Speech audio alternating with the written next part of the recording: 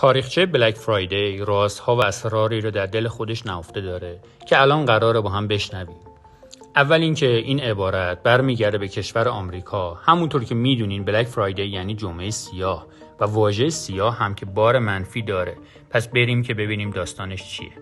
اولین استفاده از این عبارت برمیگرده به رسوایی بازار طلا در روز 24 سپتامبر سال 1869.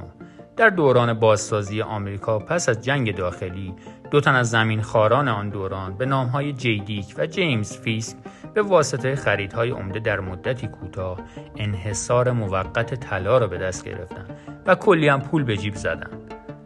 دولت هم که اینا دیر فهمیده بود کلی طلا روانه بازار کرد که بالانس برقرار کنه، ولی تهش زندگی خیلی‌ها را بلک کرد و چون مصادف بود با روز جمعه شد بلک فرایدی.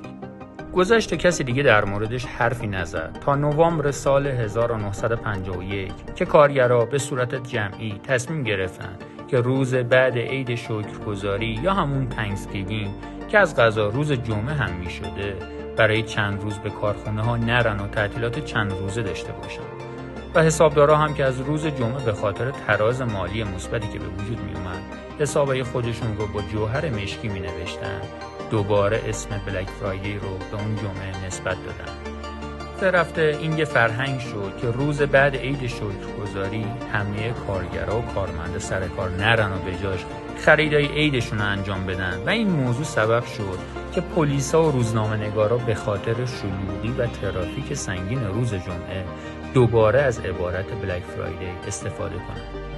البته یه عده‌ام گفتن بهتره به جای واژه سیاه که بدشگونه و بار منفی هم داره از عبارت جمعه بزرگ و معادل سازی های مشابه اون استفاده کنیم، ولی فایده‌ای نداشت و همه بلک فرایدی میگفتن و البته که توی ذهنشون تداعی فرصتی طلایی برای خرید بود. کسب و کارها و فروشگاه‌ها هم مثل همیشه چون نمیخواستن از پتانسیل این روز و این حجم از خریداران عقب بمونن چوب حراج به محصولاتشون زدن که بتونن سهم بیشتری از فروش داشته باشن.